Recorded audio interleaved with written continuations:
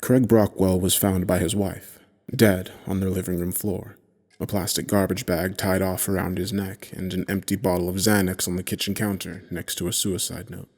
My initial external examination of the body revealed no indication of a physical altercation with another person. Skin deep, the evidence was consistent with suicide by pills and suffocation. I was prepared to judge it such when Detective David Franklin requested an autopsy. "It just doesn't sit right with me," said David. "I mean, this guy, he had it all. He's pulling in millions. Kid's a superstar on the ball court. Wife's a knockout, and then he just goes and offs himself." I frowned. "Depression can befall anyone, David," I said, "and people can be quite adept at concealing it." "Yeah, sure, Jim, sure. I get that. I guess that's not even what I'm talking about. It's just, you weren't there at the scene. There was just..." David looked around the room, though there was nobody else there. "Something felt off," he said. "That's all." "What do you mean off? Is there some other evidence that I'm not aware of?" David sighed. "Look, let's just say that you do this one for me, yeah? I'll owe you. Take you out for beers later for a start." I looked down at Mr. Brockwell's corpse. Autopsies were invasive and expensive, and generally I avoided them unless there was a good reason to perform one, and that was up to my discretion. But I suppose that a detective's intuition was a good enough reason. It's not like David made a habit of requesting autopsies. "Okay," I said. "I'll do the autopsy, but David, I don't drink." At the time, it was true. I didn't drink. I made an incision along the body's chest and set down my scalpel. A look at the lungs would tell me whether or not suffocation had indeed been the cause of death. I began to peel back the skin and muscle. As I did, I looked in shock to see that there was nothing there. When I say there was nothing there, I mean that it was totally black, like peering into a completely dark space devoid of light. There should have been a rib cage there. There wasn't. There was nothing. I dropped the flaps of skin I was holding and stood up, and I shook my head. "No," I thought. "That's ridiculous." I knew that I had a headlamp around somewhere, so I went looking for it. I pulled open a drawer, and that's when everything became silent.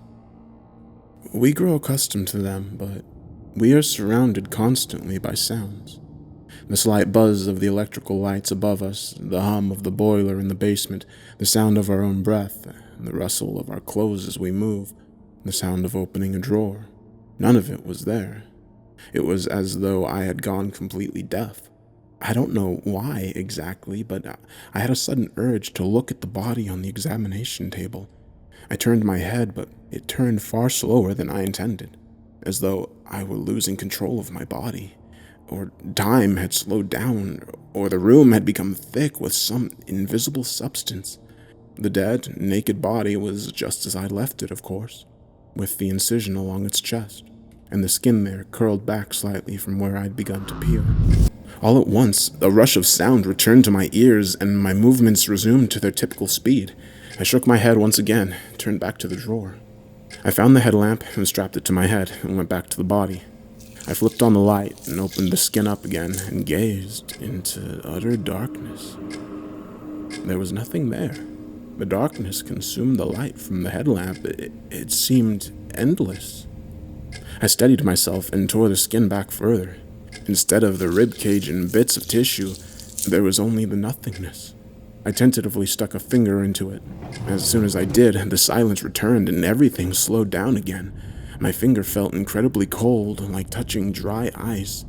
I withdrew it as quickly as I could, which was not very quickly at all. My mind was as empty as the body in front of me. Nothing could explain this. I walked around to the head and made a cut around the circumference of the crown. There was nothing. As I stared into it, I froze. I stood holding the severed scalp, staring into the nothingness, unable to do anything else. I don't know how long I was in that state, but the sound of David's voice snapped me out of it some time later. "Hey, how's it going down here, Jim?"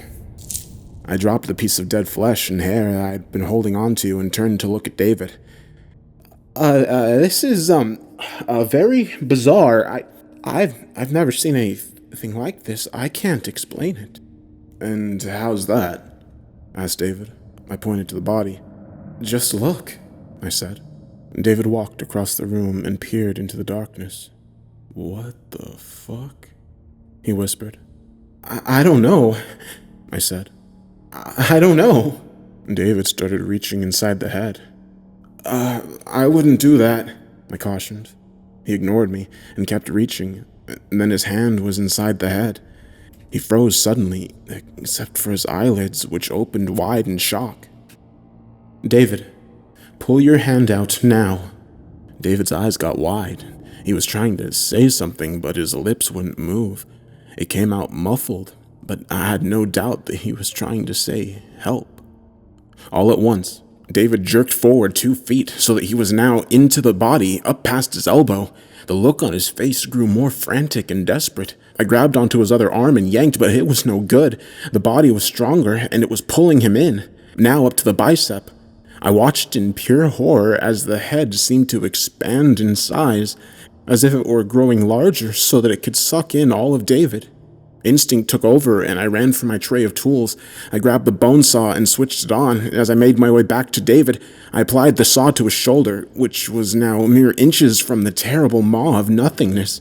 I drove the saw in furiously, blood splattering on my face, the muffled would-be screams of David trying to assert themselves over the whir of the saw. At last, I cut through the bone, and David fell back on me so that I hit the ground with him on top of me. And I could see the last of his severed arm disappear into the nothingness. Now that his lips would open again, David was wailing in agony. I rolled out from under him and went to work on cauterizing the wound, praying that he wouldn't die. I paused long enough to dial 911 and explain the need for help over the speakerphone function as I performed the surgery. I sat by the hospital bed until David regained consciousness. He looked at me with terrified eyes and grabbed my wrist with his remaining hand, his fingernails digging into me. I saw it, said David. I still see it. There's nothing. That is what I am. And what you are. Everything is nothing. I broke free from his grip. That's absurd. I don't know how to explain that body, but yeah, I know I'm not nothing. David started laughing then. I left him at the hospital and went home and had my first drink in 2 years. I knew that was a horrible mistake, but I did it anyway to wash away the horror.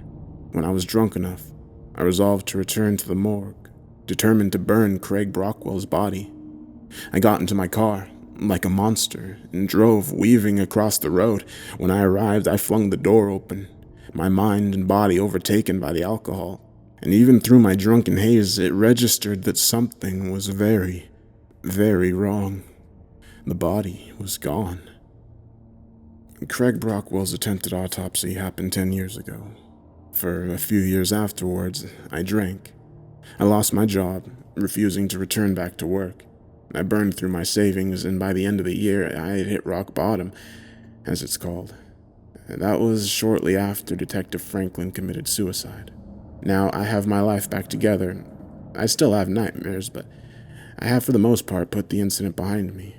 I have a loving family and a new career, and I cannot express how grateful I am for this new life. But yesterday I saw something. I left my office at 5 p.m. as usual and walked across the parking lot to my car. I got in and started it up and checked my rearview mirror. Standing there was the man. It was unmistakably David Franklin. I turned my head and looked out the back window. He was still there. He opened his mouth, and there inside was endless darkness. The world grew silent, and I watched, unable to move, as he lifted his only arm and pointed a finger at me. Then he turned and walked away.